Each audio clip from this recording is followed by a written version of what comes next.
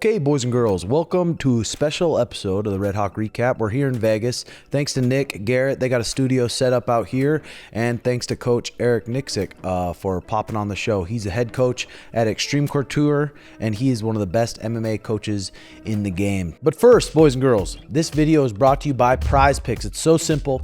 Go to the App Store, download PrizePicks. It's a real fun way to watch sports. You can pick more or less on your favorite players in the NBA, NHL, UFC, boxing for a chance to win 100 times your money. And for new users, when you sign up, use code TIMBO, place a $5 lineup, and you will get $50 instantly. No strings attached. We got UFC 313 this weekend. Check out on my Instagram story for my fight picks or on the final predictions video on my page. Thanks for popping on, brother. Oh, bro, thanks for having me, man. You need a little buzzer? I'm good. Yeah, You hit the Nicotines ever? Never. I usually see them in your lip, I swear. Promise. Is that just bubble yum? It's probably just gum. Oh. Yeah, like dude, they got me young because, you know, like growing up on the football field with my dad, when like the coaches would give me like, remember like the Red Man chew? Yeah. And like they would give me like, here, try this. And I was like 6 years old, just barfing my lungs out. And I'm like, oh, I'm good. I don't ever want nicotine ever again in my entire life. Dude, I remember the first time I tried it too. It was I was working at Tyrama in high school, and this guy gave me a big old Copenhagen chaw, and I put it in my lip, and I just started throwing up.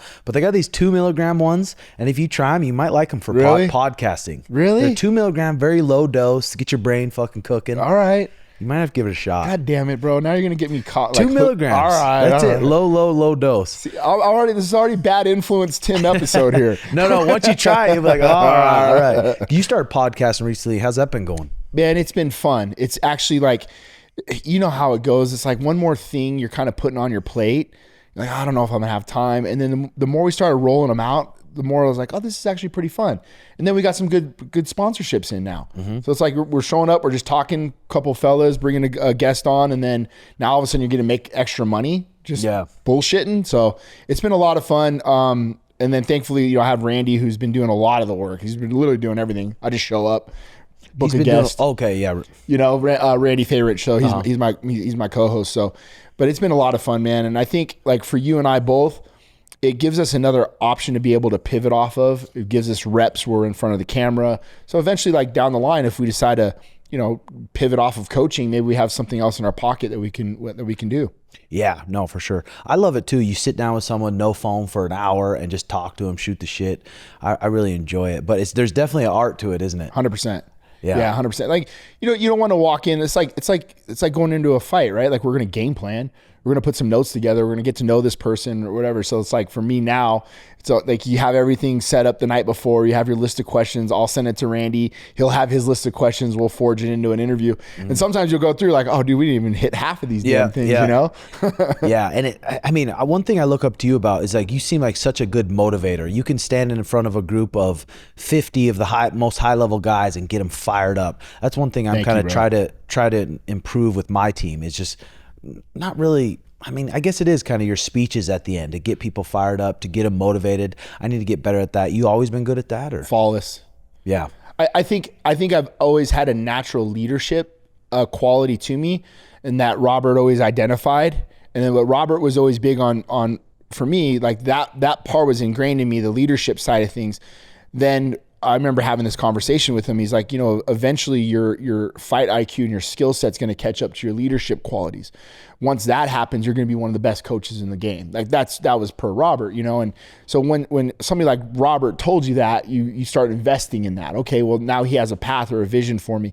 So I think, you know, playing football, playing quarterback, being a team captain, you're always going to have those leadership qualities, but it was more about how do you speak to certain individuals? You can't talk to everyone the same way.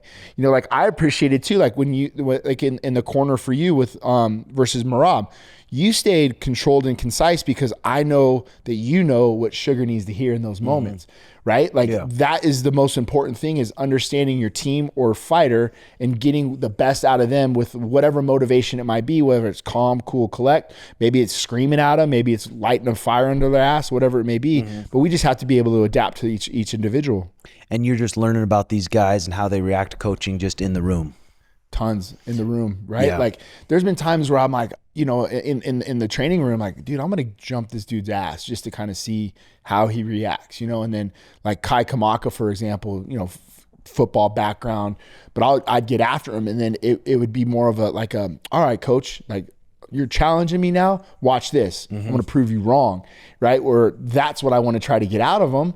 And then there's other times where you might do that to a certain individual, and then you might jump on them too hard, and they cower down, or they don't respond in that light, you know. So that's kind of where you would get it. Yeah, absolutely, in the training room for sure. So how do you guys structure? I mean, because you guys got, sometimes I swear you guys got 20, 30, 40 UFC level guys on the mats. How do you guys structure the practices? Because I'm opening my new academy right now, and I've just been looking at all the other teams and when they run their pro practices and what's what on what day. How do you do that with so many guys and so many size different guys? So what we do right now is the sparring days in particular, we separate the 170s and above. So those guys will spar at 10 a.m. It does two things. One, it alleviates a lot of traffic on the mat. You know how it gets when guys are running takedowns and running through people's legs. And then the other side of that too is, you know, you've been in our gym, we have 2 octagons. And as you know, cage control and understanding the dynamics, the geography of the cage it's art itself. Is it 2 30-foot cages? We have a 27 and a 30. Nice. So almost an Apex size, then almost a full size.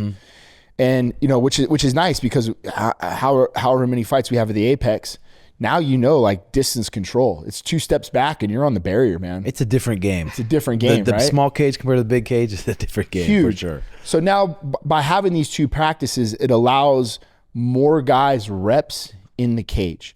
How many times have we seen guys on the floor that are just chasing somebody? There's no cutoff. There's no like technique when it comes to like hedging the cage and all that stuff, where I feel like it's its own art.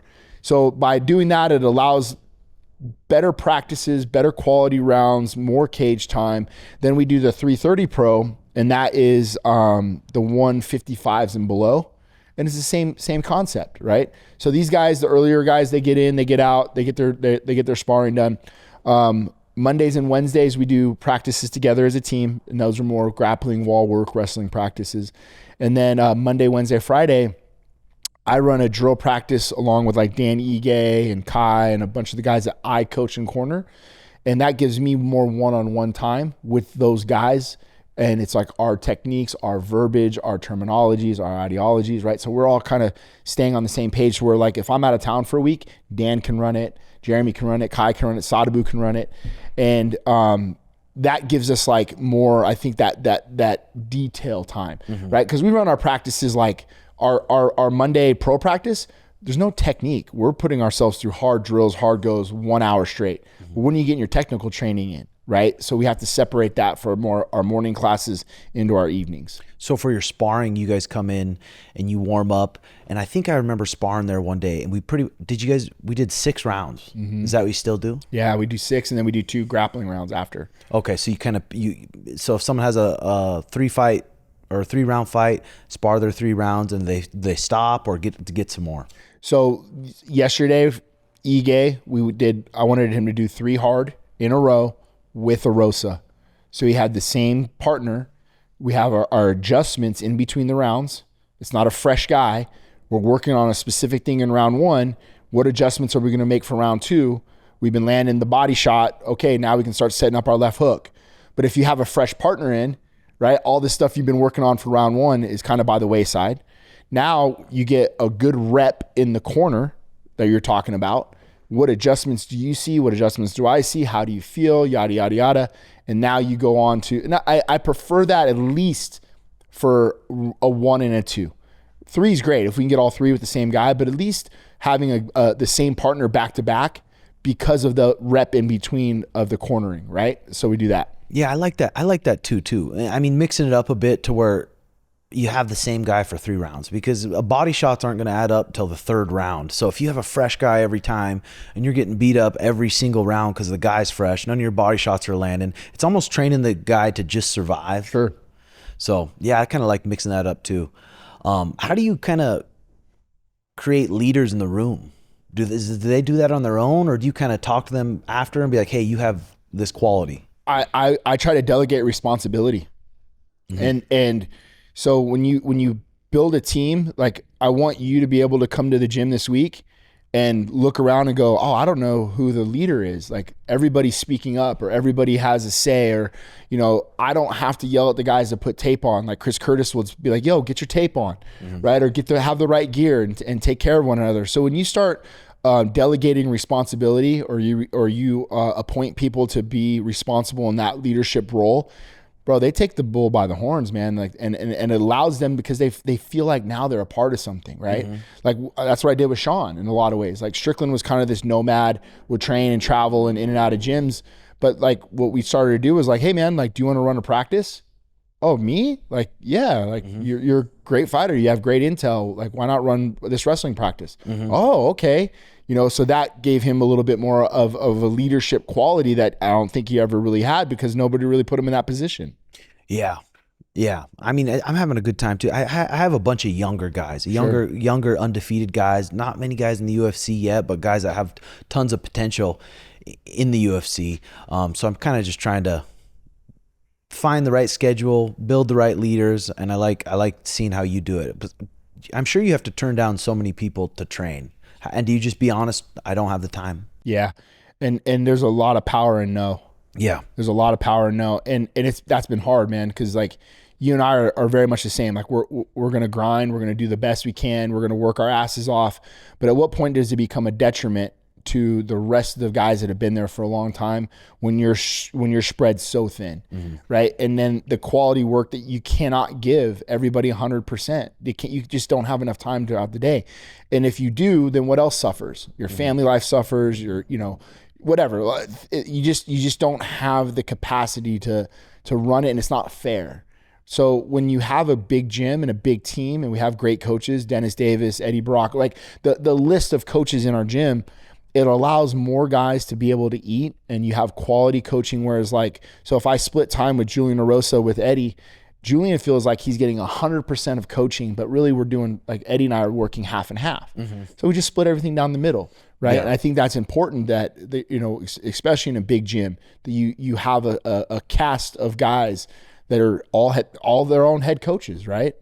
So how many months of the year are you traveling every single weekend? Dude, so right now, travel, fortunately for me, having the Apex has helped a ton. I bet. Right? So like, but what makes it hard is it doesn't feel like a fight week when you have home fights.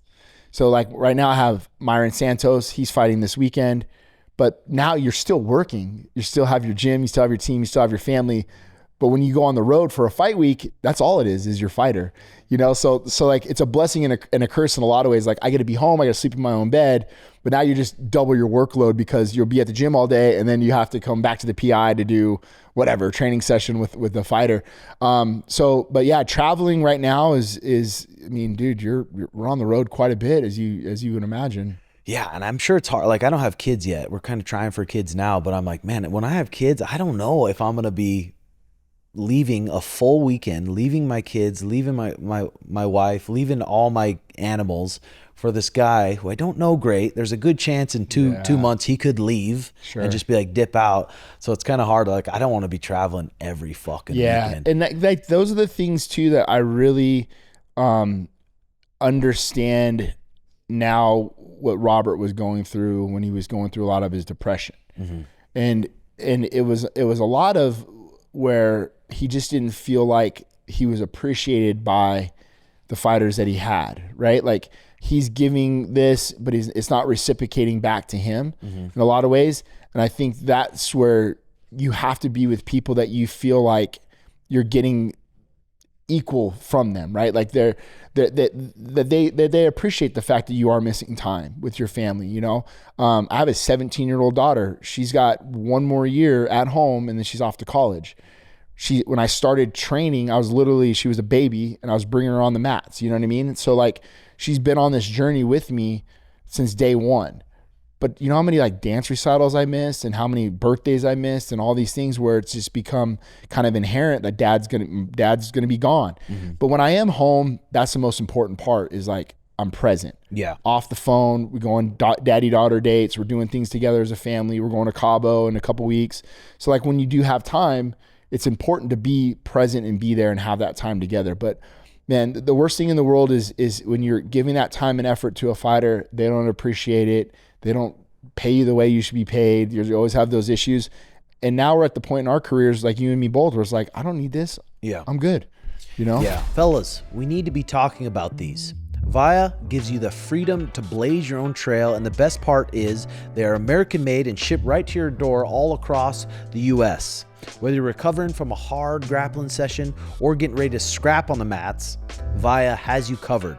The organic hemp is grown without pesticides and harsh chemicals. It's just a real quality product. I like the Cloud 9 when I'm looking to relax and get some relief, really low dose. Or I like the Elevates when I'm getting ready to scrap or get a good workout in the gym. So check them out. You won't regret it. Links in the description. Use code TIM for 15% off. And I mean, taking ownership, being a fighter too, and taking ownership. Like Robert told me, he's like, no coach. I'd call him back in the day and be like, hey, this coach is doing this. He's like, no coach is going to be perfect. Like every coach is going to have something that you don't like about them. You got to ignore that. And if you're blaming them for things, blame them for what they're good at too. Sure. And that really stuck out to me. Yeah. Big time. It really caught me off guard with Robert. I'm like, I don't know what kind of headspace he was in. I didn't get to talk to him much when the whole thing went down, but I'm sure he knew what kind of impact he had on so many people. 100%. But I think it was probably a lot, and I see it with other people too, when the sibling commits, it fucks them up for their whole life. It was, to me, when he went to visit the family and bury his brother Randy, I think that he thought that they can bring like everyone back together. The family back together. And the dad just, for whatever reason, he wouldn't convert to Jehovah's Witness, and that's what he wanted. And I remember Robert coming back from Randy's funeral and sat in my office, and he felt more defeated after the fact that his dad just wouldn't accept them as a family than when he found out his brother died. Like he thought that would be the catalyst to make things happen and bring everyone together, and it didn't. It made it even worse. And I remember that being like a very dark time for Robert right then and there, you know? So, and with the Jehovah's Witnesses too, it's like the parents, they're doing that. They're like shunning you just to be for their hopes to like, you come into the religion. We're going to shun you. If you come into the religion, then we'll love you, and then you'll be our family, and we can talk all the time. It's like it's definitely a culty tactic, man. And like hearing his stories, like his upbringing, like, you know, we would sit and hang out on the road and we would talk, like, right. He's like a father figure to me. But when his brother died, I think it was more therapeutic, right? Like we'd sit and have these conversations over an old fashioned and sit and chop it up, and just hearing some of the stories that, you know, his dad put him through and the family put him through. Like his older brother, Rick, was gone. Like he left at like 16, he was out. Yep. You know, and, hearing these stories and just the upbringing that he had, like I empathize with that, man. I understand now a little bit where he's coming from. I mean, we're both super lucky to be able to have trained under Robert and learn the things that we did. Like, I mean, he completely changed my life, like big time. I don't even think I'd be where I'm at today without the lessons I've learned from him. Yep, me too. So what's some like common mistakes you see in high level coaches that they make? I think that guys forget that we're still students, you know, and I think that the game changes and evolves weekly, daily, right? Like, and I think guys get caught up in their own sauce and think, oh, there's not anything else I need to know or learn or step outside our comfort zone, or where's there room for growth for us? And it might not just be on the mats, bro. Like you said, like it might be in the books. You know, you and I exchange books all the time, right? What are you reading right now? What are you doing? How are you developing that?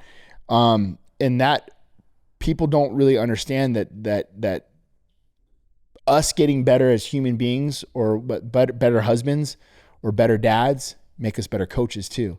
So what ways are we continually finding ways to develop ourselves for the better, and then for the better of the rest of our group in the gym?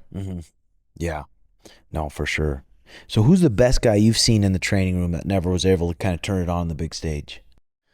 We had a guy named Jonathan Pico. He was a Hawaiian kid, and he could do it all from the feet to the floor. And I remember like the first time meeting him, like Robert was like, holy shit, we got something here. And just very squared away kid. But he was bipolar. And I don't know what he ended up doing. Like if he did like ayahuasca or what, I don't know what it was, but it sent him to some like weird chemical imbalance. And maybe hit some shrooms or something. Maybe, bro, but he was never the same. Damn. Never the same. And he came in one day and you could just tell. Gone. He was fucking gone. Jeez. And like, and then it was like, you know, his dad died when he was real young. And around the same time, Follis passed away. And then like he was going into this like, oh, Brad Tavares killed Follis. Like he was just this conspiracy theory guy, and he just literally lost it. So he would travel back from like Honolulu back to Vegas, and then he would be in fucking Boston. Like you just see him like on Instagram. And one day he showed up to the gym and like, dude, he was whacked out of his mind. And this guy is scary good, right? Mm-hmm. I think his first pro fight, he ended up like fighting Ray Cooper in Hawaii, right? Like, I'll fight Ray Cooper. Like, oh, that's a bad idea. And I think Ray Cooper knocked him out. Probably made his fucking head trauma even worse. Yeah. You know, but skill for skill, and one of the best guys I've ever seen that I thought would be a world champion in the UFC, I'd definitely say Jonathan Pico. Have you seen many guys, like obviously not names and stuff, but just from a loss completely change and just it demoralizes them, and they're never the same. Their confidence is never the same. Yeah. Quite a few. And I think that some of these guys have this like, I'd say bully mentality, but if things don't go right or if a little adversity hits, then they don't know how to handle it. They don't understand how to like bounce back from that. We've had very, very skilled guys, good guys. One guy, he's out now, and he's now a firefighter, but he was one of the most talented guys I see in the room. I'd say I'd put him up there with a Jonathan Pico type. Yeah, it's crazy all the guys you see that are just so talented. I mean, the MMA is just it's just the most brutal sport in the world. You can train your whole life, become a black belt in MMA. You're fighting for LFA for $2,000-$3,000, make it to the UFC, be like, oh man, I made it with the family. I'm gonna make $20,000 per fight. You lose 2 fights, have 2 bad fights, and then you're cut. Gone. And now it's like, holy shit, how am I supposed to pay anything now? Right. 15 years invested into this game or whatever you're trying to do. And then all of a sudden, yeah. It was funny. I had Mansoor and Daniel Zahubra over for dinner last night, 2 of my young guys, like up and comers. And we had that conversation about just how hard it was just to get into the UFC, right? Like how, like for you guys to even get here, win your Dana White Contender Series fight, get the contracts, get in the UFC, win your first couple fights, right? Like that is astronomical to begin with. Now you're chasing for what? Okay, now I want to get ranked. Now I want to become a world champion, like all those little things. But just to be on that upper echelon of what? 2-3% of the guys in the MMA field to even be in the UFC. Yeah. You know, we talk about this all the time to guys. Enjoy signing those posters, man. Like enjoy taking the pictures with the fans. Because you never know, man. Your last fight, your next fight might be your last one, and that wasn't by choice. Yeah, I try to, remind Sean, and he reminds me of it too. Just like enjoy this fight week, even though you're cutting weight. There's so much pressure on you, on the team. There's so much pressure on us, but we just do have to enjoy it and just be present. And that's one thing that Suge sticks out. He's so good at just staying present in the most intense situations. He could be injured. There's stuff going on. He's very good at on the walkout. He's completely present in the cage. He's completely present. And how do you get your guys like that? Say someone's getting off a 2-fight skid, and you can tell how nervous they are backstage. What's some things you say to kind of get them dialed? You know, Ige had I think we're on a 3-fight skid, and he fought Murder's Row. It was just killer after killer after killer. I think we fought. It was like Korean Zombie, Josh Emmett, and Movzar, something like that. And it's like, dude, I need to get a win. And I'm like, stop putting so much damn pressure on yourself to look for these knockouts. You know what I mean? It was like you're just, I felt like he was just adding more pressure than he needed to, and just going in and fucking perform. And then like, I remember one day he was just like, fuck it. Like, I'm just going to go enjoy myself. Like, I have the best job in the world. All I'm doing is making it worse on myself. Every time I practice, I have to be perfect. I have to do this perfect. I have to do this perfect, you know? And I'm like, just go have fun like we used to do and just go fucking be Hawaiian and go bang dudes up, you know? And then I remember him, I think he fought Damon Jackson, put him to sleep, fought, you know, Nate Landwehr. Like he had a good stretch of fights where it was like the training that we were doing was like too intense, right? Too this, too much that, blah, blah, blah, blah. Let's go have some fun again like we used to do back in the day. You know, just kind of amateurs, just fighting for fun. Dude, let's go have fun again, you know? And you're so worried about your show and your win and all this other money and everything else. The rankings. If I beat this guy, it puts me here. Fuck all that. Like, how big of a curse is the rankings though at times, right? Like guys always want to fight up. I'm like, just make money. Yeah. Yeah, no, for sure. For sure. How do you go about, have you had to stop much sparring in your gym where it's like, all right, you guys just fucking like stop them. Like you're going to cut someone or you're going to knock someone out. We don't need that right now. All the time. And you're stopping it. Yeah. Yeah. You know, like you'll see it get spirited and you'll see guys pick it up or, for the most part, everybody's pretty damn controlled this day and age. Like it wasn't like what it was back in the heyday, right? Every round was a freaking war.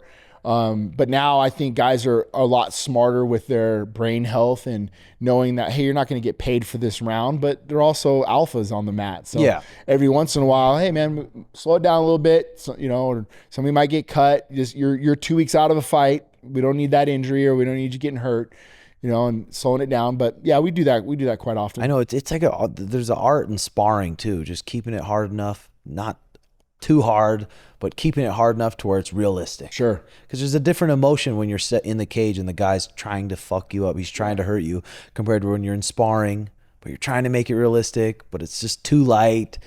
We'll do that so like this past Monday, we do a grappling day with big gloves to make more ground and pound, like where it's realistic ground and pound. Because we've been in those positions, right, where we have a guy and we're not really lacing him or we're not hitting him hard, but there's no urgency there for the guy on bottom. He's like, oh, I'm not really getting hit hard, so I can just kind of lay here.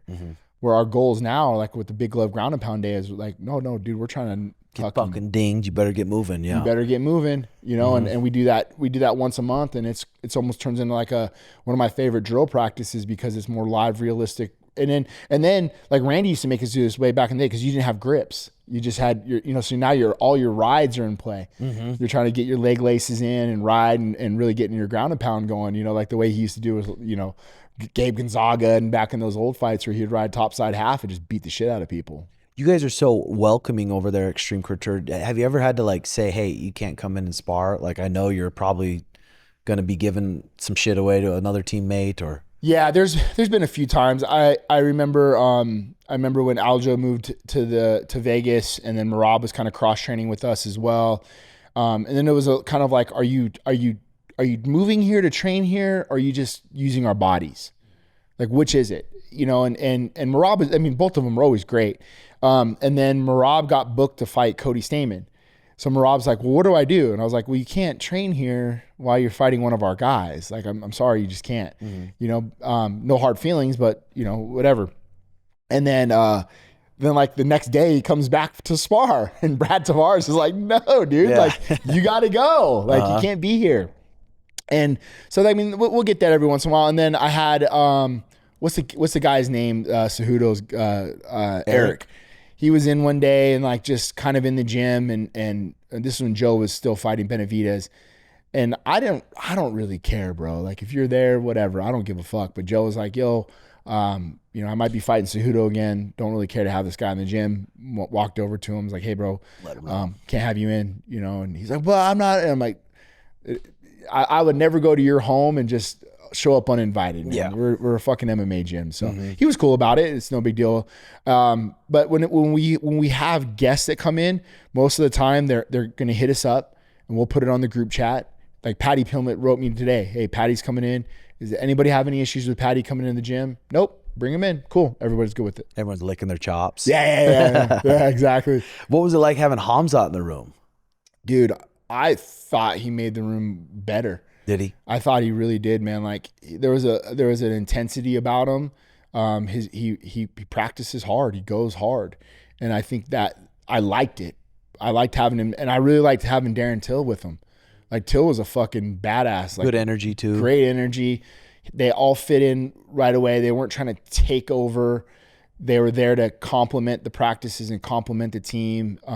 I really liked having Khamzat in there, and a lot of like learning just when you sit back and watch some of his rides that he does and the way that he anchors on guys, the way he blends his level changes into a striking, his switch stance series stuff. It's all very systematic to his style. I think he understands his routes very well, and it was a joy to watch. I think we learned a lot from him. Took a lot of the things that he does well and applied it to like Jeremy Kennedy's style of grappling. So having a guy like that in the room, like, you'd be an idiot not to like learn from, stealing some tricks and exactly. stuff. Yeah, I'm so curious to how Khamzat and DDP plays out. Like, me too. I feel like DDP's shoulders, he's got a smaller neck. I feel like he is going to be able to weather the storm the first 2 rounds and then start taking off the third, the fourth, the fifth, taking over. What do you think? Yeah, I do too. I'm so curious about this fight because, obviously I've studied DDP a bunch. And we've actually become good friends during that time. Like he's a cool fucker. He's a cool fucker, dude. Like, super respectful, nice guy. He's very well coached. But when you watch him, like from when he fought Brad Tavares until now as a champion, just his overall development in between that time. I mean, he's jumped leaps and bounds in between that Brad fight to now being world champion. And I think that development for him, he really understands what he's trying to accomplish in there. People think it looks erratic, but it's not. It's very calculated what he's trying to do. A lot of his switch stance series stuff, he'll drop step to southpaw, and it's pretty easy reads. It's going to be a left kick, or he's going to try to throw the cross the same side high. Mm-hmm. It's a lot of those same reps and things like that he does. But there's a motion to him it's a herky-jerky, kind of hard to gather rhythm off of. Very similar to Sean, but a different style, right? Like, Sean's hard to get a read on. But that was the same thing that I think what made Dricus and Sean a great matchup. But how do you eliminate all that shit? You take a guy down. Mm-hmm. You put him on his fucking back. Mm-hmm. That's why I was curious if you guys, I'm like, it's hard with someone like Strickland because he's had however many fights he's had. He's been in it so long to almost switch his stance up a little bit. Because did DDP take him down at all in that second fight? One time, and it was it was a quick one. But in fairness, I mean, dude, like, we offensive wrestled a bunch this camp, and I told Sean, Brad got DDP down in Brad's fight for round 1. Brad held him down all of round 1. Now, does that mean that Sean can do the same? No, but it's at least worth trying. I would like to see what DDP is like off of his back, right? He's great on top side, but let's put him on his back. He has a good guillotine off his left arm. Let's avoid that. Maybe we go to more Greco-style takedowns, or just avoid anything that has to do with the guillotines. But with that being said, if even if he shoots in on us like DDP did in the first fight, there was a lot of opportunities where we could have hit the switch and re-wrestled and then ended up on top and then had our own ride time. Mm-hmm. So I was kind of hoping for a little bit more of the grappling exchanges in this fight with Sean. But I mean, dude, like obviously I was vocal about it. I didn't feel like Sean was as present as I would like him to be in that fight. Mm-hmm. Yeah, I mean, you never know what they're dealing with too, especially wrestling when it comes to a 5-round fight. Right. It's like, fuck. People have no idea how much energy one scramble can zap you. Yeah, exactly. And then doing it with just like a freak show with Dricus. Right. So has Strickland been in the room much? Yeah. So he, obviously broke his nose. He was out for like a few days, came in. I saw him literally like the day after the whole Ariel interview, and he's like, yeah, everything you said was accurate. I'm kind of being a little bitch right now. And I'm like, I know, bro. And I was like, I'm sorry. The timing was bad on my part. Mm-hmm. You're just being honest too. That's all it is, man. Like, I love you too much to leave you the way that you are. Right. Like, I got to tell you, man, like, if you want me to lie and tell Ariel or whatever, I should have just never done the interview. Mm-hmm. That was it. But there was a lot of good that came out of it for me. Like, I learned a lot more about, like, okay, this probably wasn't the right timing. I was trying to coach Sean through media rather than through face to face, which I thought was a different approach because I've never done it before. I've never gone on an interview and done that to any of my fighters. Yeah. But Sean has always been vocal about other fighters, other coaches through the media. So in a lot of ways in my mind, I was like, well, I'm going to kind of give him a little bit of taste of his own medicine in a way, but I was being respectful. Mm-hmm. Dude, I'm not in there. The guy broke his nose. The guy's a savage. Yeah, I mean, fuck. But if no one in their right mind can look at that last Dricus fight and think that was the Sean Strickland that we all know and love. Mm-hmm. And it was my way of saying, dude, I know you've got more in you. I know you're better than that. Right? That's all. Yeah. It's crazy back in the day too.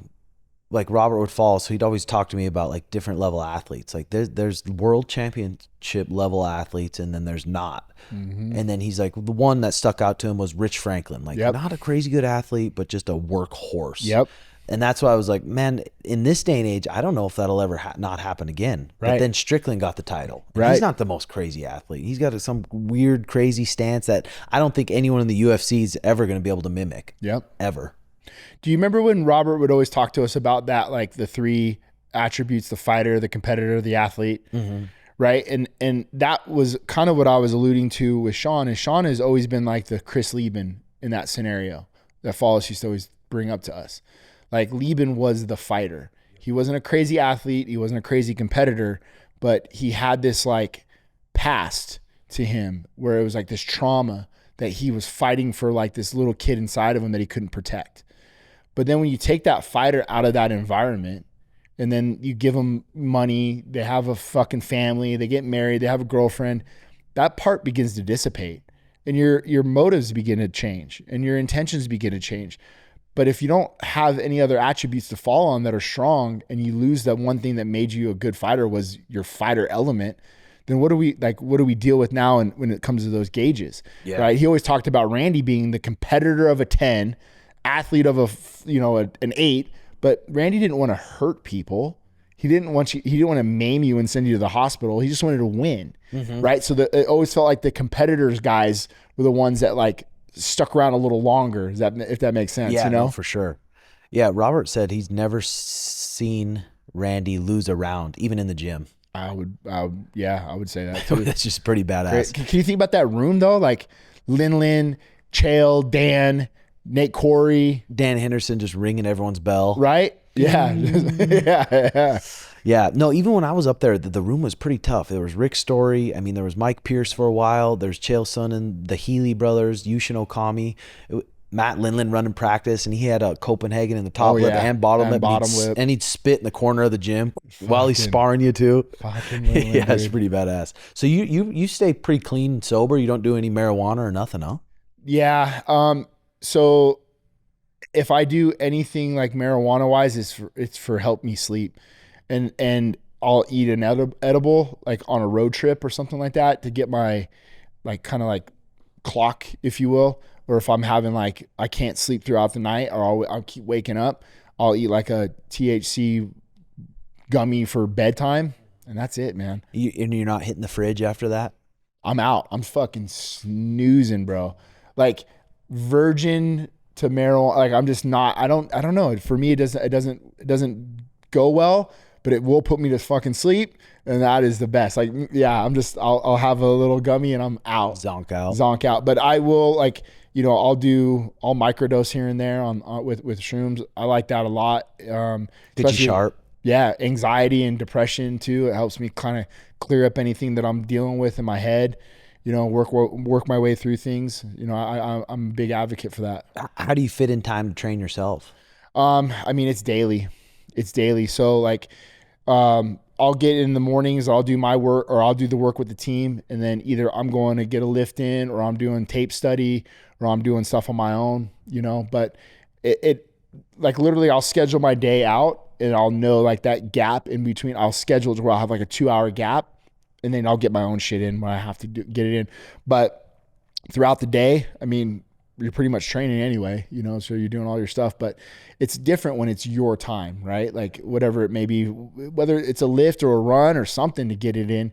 And I just kind of schedule right out in the middle of the day between my morning sessions and the night spar or night practice. Yeah, I'm trying to get my schedule dialed in too, because right now I'm teaching the gi at my gym, and I'm teaching the no gi. Now I'm teaching the MMA. I have a bunch of other good coaches too, but I'm trying to delegate it out to where it's like I can just focus on the MMA. If we're gonna be keeping up with any of these guys, I got to be focusing on one or the 100%. other. What are you doing like for your tape study? Like, who are you watching right now? I mean, still a lot of Merab, and it's weird because you can get the reads on the guy. But on that Sphere night, he was just on. I was watching that fight in slow-mo, and his entrances, just everything he did that night was just spot on. Yeah. He's a tough one to game plan for, though, because he's 100%. so fucking just weird, and just like his hands go way up and he runs around. And Yeah. I'm excited for the rematch, though. I think we're going to get a good game plan, and I think we're going to be able to take him out.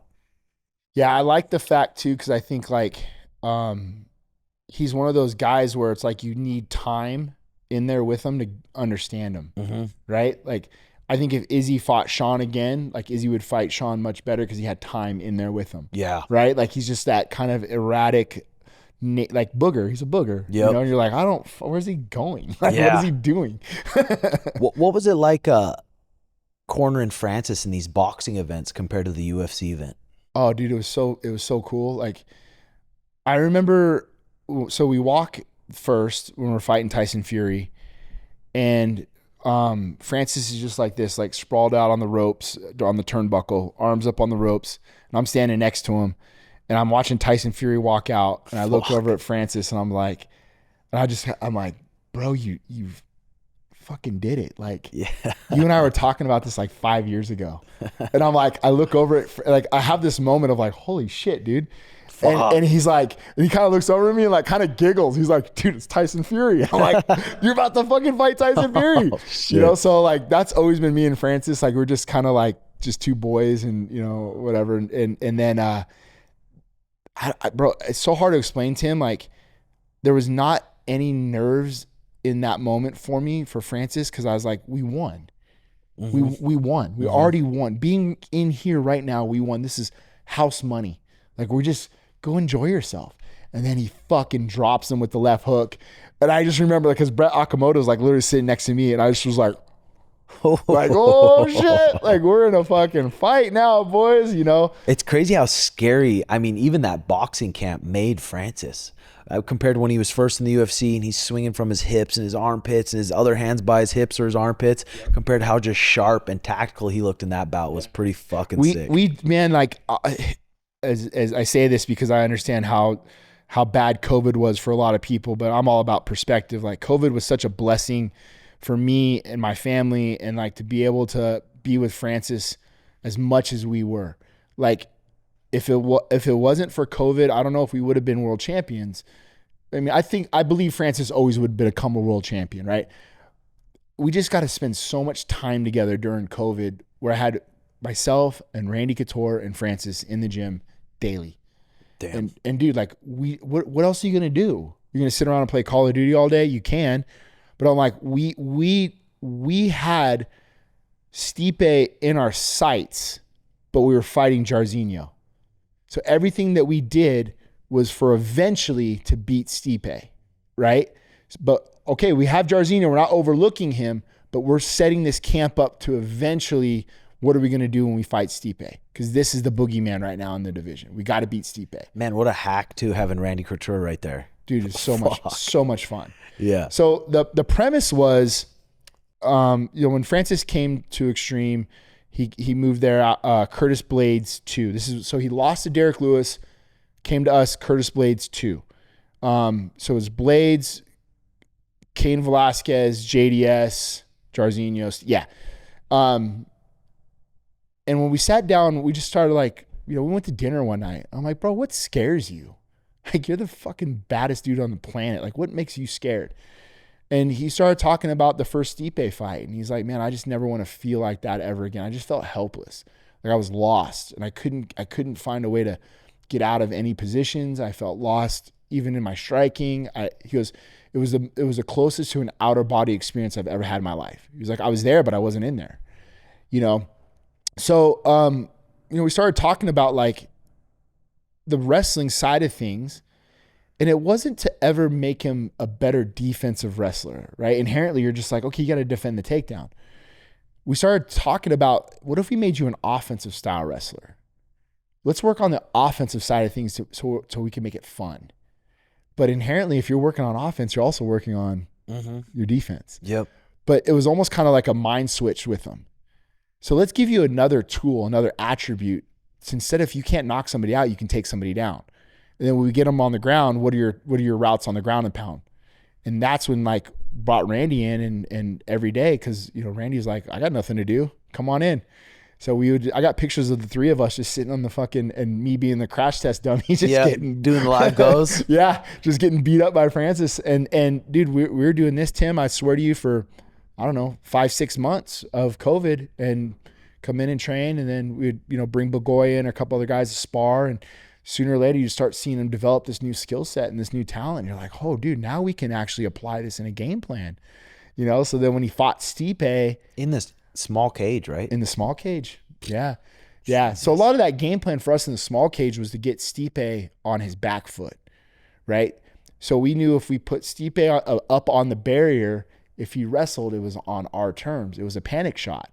It wasn't like him just penetrating off of we knew it was coming. So we're going to be ahead of it when he showed up and he went on the single leg. We had, this is easy. And Francis is already ahead of it, turned him, got his own takedown and hit him a few times. Just like I always say, like if you don't make it a deterrent, if I don't make you pay, then he's just going to keep coming back and doing it again. Okay, let's turn him, let's bang on his ass a little bit, and fucking beat him up. And then next time he's like, I don't know if I want to shoot again. Never shot again. Right? And then Francis was able to get him out of there in round 2. Yeah, I mean, that was epic. How was your shoulders holding for him? It's bad. It gets Real bad. It's a lot of it goes to my C7, my neck. I have that from football. I have a bad neck injury. But it's all connected. So I think the last time you and I spoke on your last podcast, I just done the cleanup. But this shoulder's a wreck. The shoulder's a wreck. So can you still hold pads? I hold for pads small guys every day. I held pads for Ige today, and a couple times it'll go, and it almost feels like a meniscus in your knee. Like I just kind of like work it, and like the labrum, I can feel it like in there grinding. It'll like pop back in, and then I'll just get right back to holding again. You still hold for bigger guys too? All the time. Brad Tavares and stuff? all the time. Oof. I hold for Johnny Walker now. And Francis is in town. It's Francis and Francis likes when I hold pads for him, because we do like more MMA style pads where he's fitting in and doing some takedowns and stuff like that. And then Dewey will do more of the boxing, kickboxing style. But yeah, I mean, we're just getting the living shit kicked out of us when it's Francis. Oof, I bet, dude. You ever thought about getting some stem cells in there? Yeah, so I actually have a call tomorrow with Bio. Oh, sweet. Manuela. That'll help out, dude. Because my shoulder was fucking wrecked for a while, and I thought I can't hold pads ever again. But did you have surgery? No, I got stem cells. Like a heavy dose from CPI in Tijuana, and about 3-4 months in, healed up 100%. I'm like, fuck. Oh shit. Yeah. Nice. So it'll probably work out for you. Yeah, I got to go get an MRI done. I want to know what it looks like in there. Because last time I went, they're like, yeah, I think you're going to need a full shoulder reconstruction on my right side. And I'm like, I don't know if I have the time for that. Yeah, fuck. So what do you think? How do you think the Magomed fight plays out? Dude, good question. If you had someone gave you 10,000 to bet right now, though. Okay. I would go Ankalaev. I would go Ankalaev if you said, hey, you have to pick one. I'm going to go with the guy that has a glaring hole in his game, and a guy who can exploit that hole through good wrestling. And you've seen Magomed. He's been in your room quite a few times. Yeah. Can he wrestle like a motherfucker? He can wrestle like a motherfucker. But it's not always like, it's not the penetration shots. It's like the re-wrestle, but it's the way that he doesn't rush position to position to position. He'll be in a spot and he'll work a dude until that position expires, where he makes you move, right? How many times have we seen a guy get to like topside half and then rush to mount? Yeah, for no reason. For no fucking reason. Right? And then when you rush to mount, what happens? The guy does what? Bumps you off. Crawls in the cage, jumps up. Now we're back to square one. Mm-hmm. He will stay in that position until you make him move. And then his next route is probably a cradle. he's always gonna keep a leg attached or isolate a leg, primarily your bottom. Similar to Randy, where you're wearing his weight the whole time. You're wearing his weight the whole time. He's gonna sag on your head. He's gonna go to front headlock series, to cradle, to your back. Right? Yeah, I think when it's a lot of guys wanting to move to mount or to move to side control, it's a lot of jiu-jitsu guys where their main focus is to get to the back. So they're trying to progress to the back. But once you teach them to really dominate the half guard, sit on the bottom leg, obviously they have a lot more luck. But I'm curious, now Magomed came out and he said he's not fasting, because I'm like, bro, if he's going to try to fast for the weight cut until the night, but he said he's not. Good. Yeah. So I'm curious. I mean, who do you got? This is the first real grappler that Pereira's fought. I mean, and not only like real grappler, but like a style that is like shuts you down.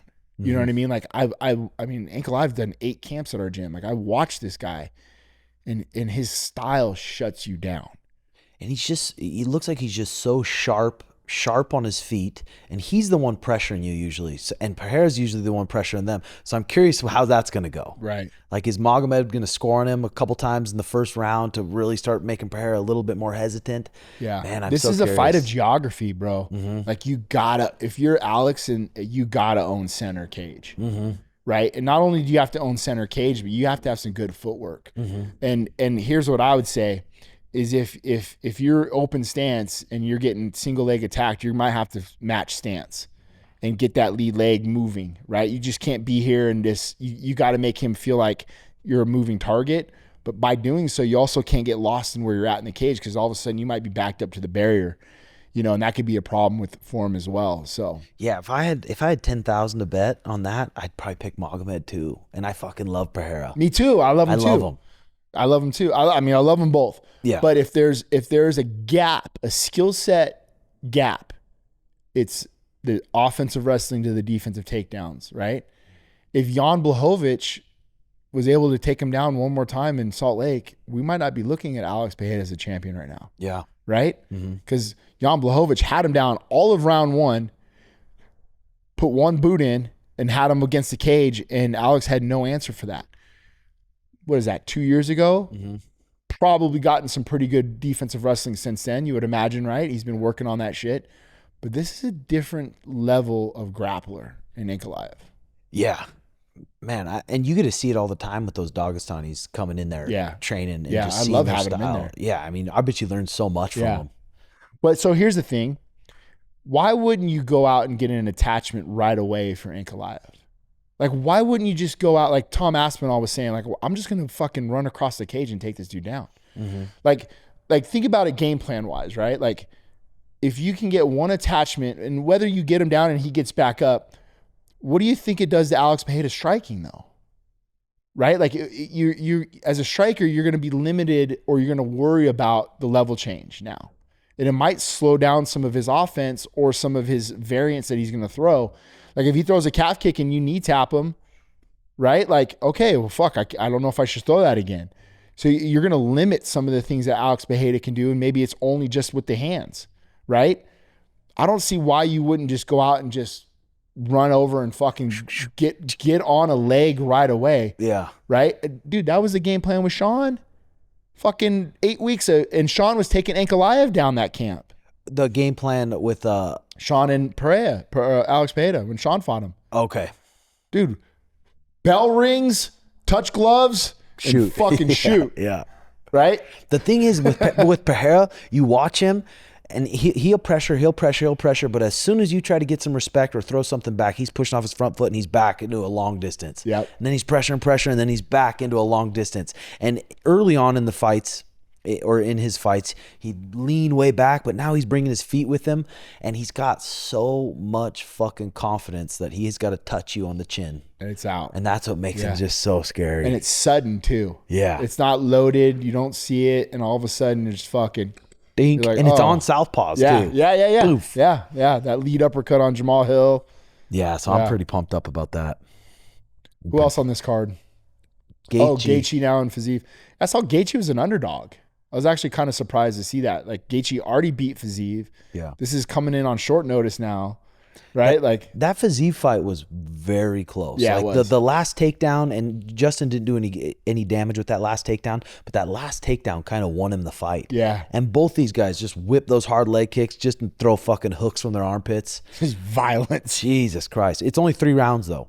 Gaethje was preparing for 5 rounds with Hooker, and this fight's 3 rounds with Fiziev. But fuck, I love Justin Gaethje, but if I had to bet money, I think Fiziev might tune him up. Really? Maybe not tune him up, but just when you're going tit for tat, point for point, that guy is so fucking sharp. Yeah. He won't let you throw one kick for free. Is that the one takedown Gaethje's landed in his career? I think so. Yeah, I think so.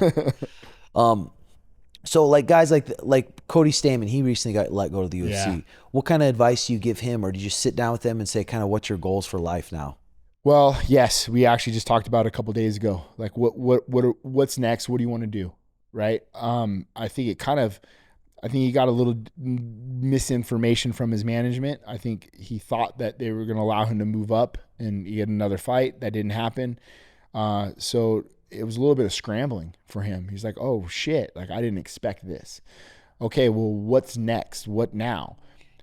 The crappy thing is if the UFC intended on cutting him, they waited so long that now he doesn't have a PFL route or another route to get in.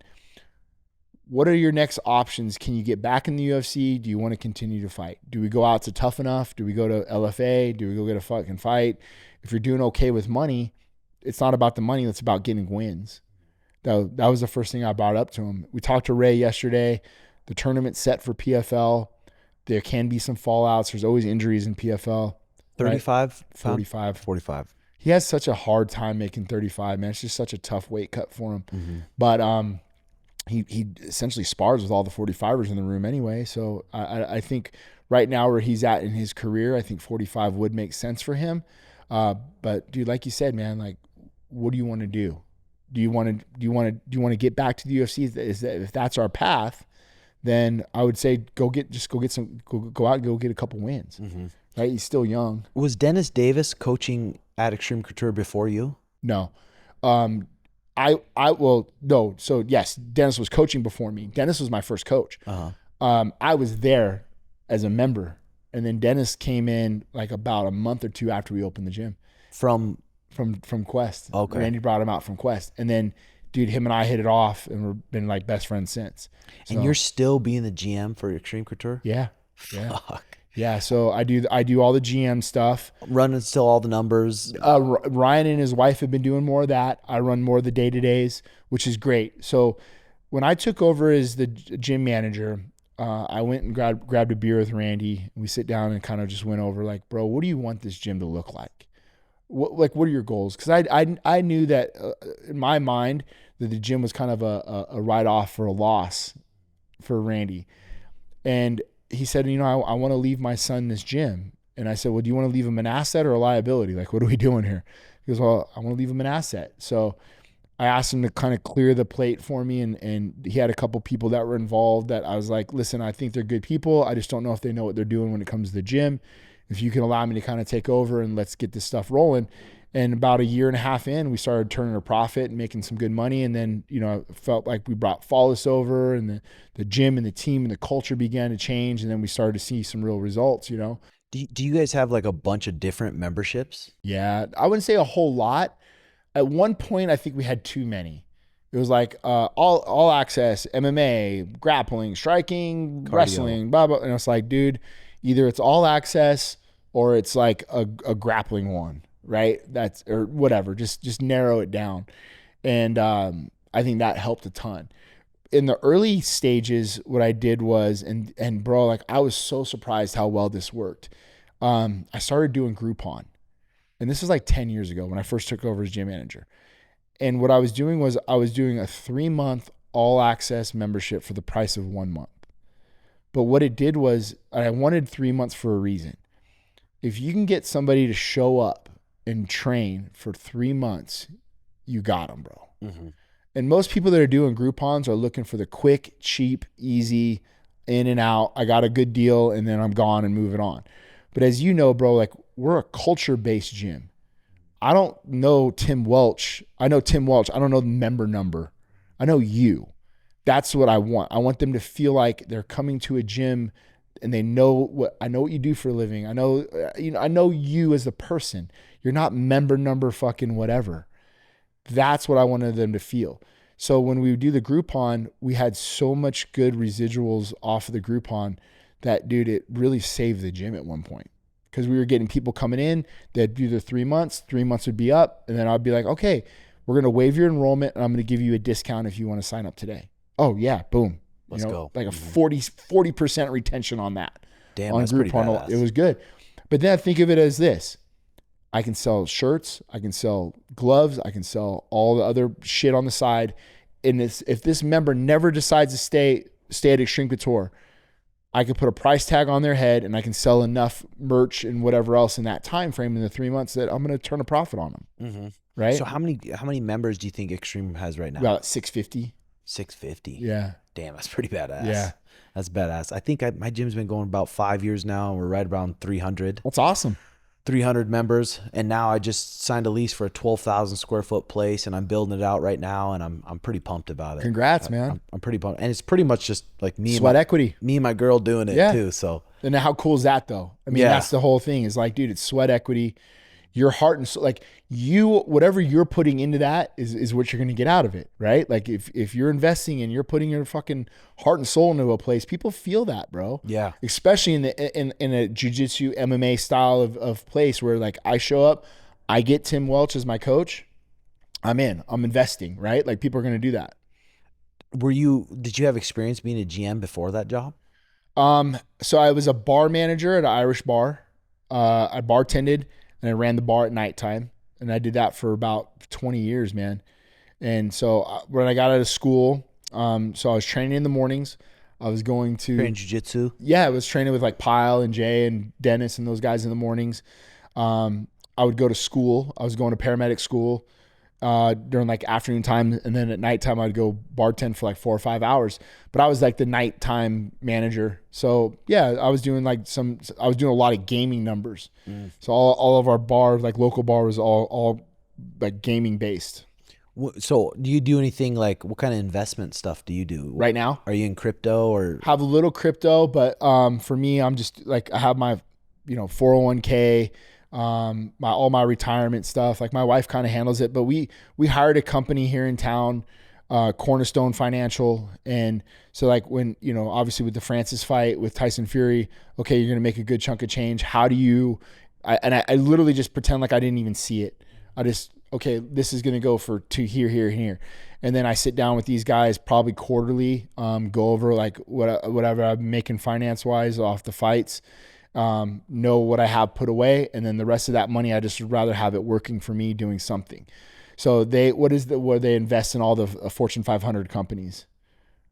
What do you mean? Like, so I just like, that's what a lot of what they put their base investments are for me. But my retirement, my 401k, my life insurance, all that stuff. I haven't really gotten into any crypto.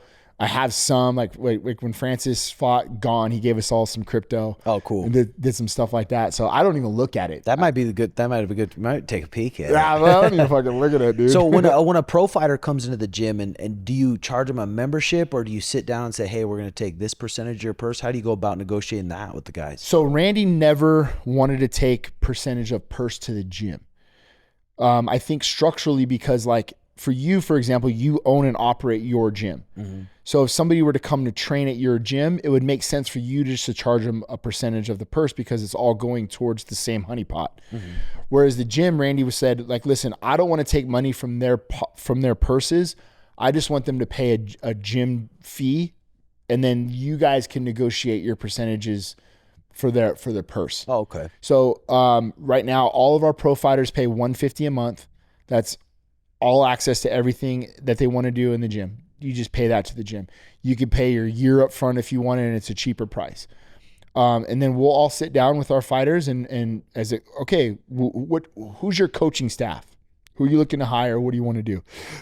And some guys still bring their old coaches. Some guys might have guys from other gyms or whatever. I really don't mind.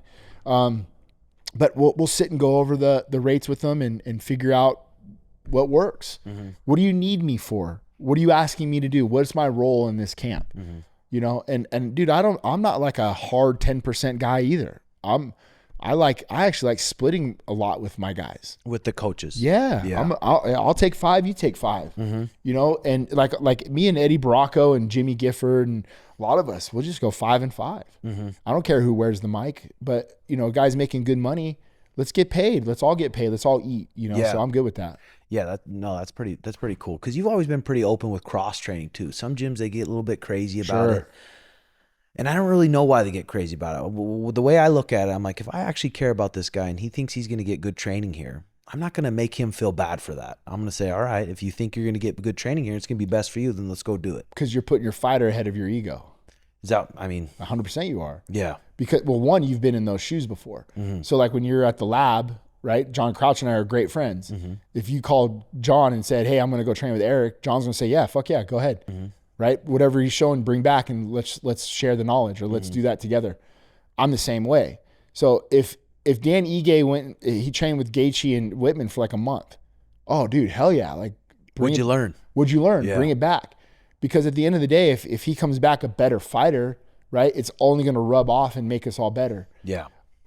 You and I are exact same. Like, if my wife told me tonight that she's going out for girls' night, I know she's coming home. I'm not worried about it. Yeah. Go, please, have fun, enjoy yourself. If you learn something, let me know. You think coaches get like that because they're afraid that just they're gonna lose the guy? Yep, I do. And they're thinking about themselves. 100%. Yeah. But like, and I love too. Like, I've seen to a lot of guys' credit, I've seen guys from like smaller gyms that don't have enough training partners, or maybe the coaching or whatever it may be in the moment. And I've seen guys be like, hey man, I think you should go train at these bigger gyms or with these other coaches because they want what's best for their fighter. And I think it's amazing that guys do that. Yeah. But then on the flip side, I think guys come from these like traditional martial arts backgrounds or the jiu-jitsu gyms that there is no cross training. It's this gang. It's or this gang. or this. But you know, I think for me, I came up under Randy and it was just never like that at our gym. So Randy, like Mark Coleman was training at our gym and Randy fought him.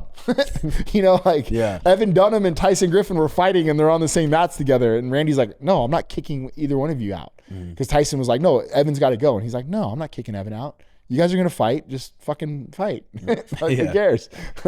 No, that's pretty badass. That's a good look. But dude, thank you so much for all the wisdom.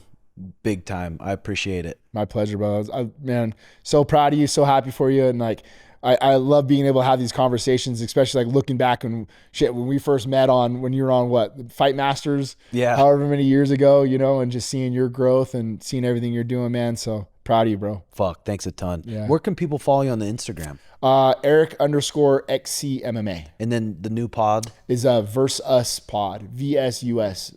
Versus Pod. Check it out, boys and girls. He has a lot of vets on there, a lot of guys that have been fighting for a long time. So you're going to be able to pick up a lot of knowledge from that podcast. But thanks for watching the show. Hit that like and subscribe button and comment your thoughts below. And I'll talk to you guys soon. Love y'all. Bye-bye.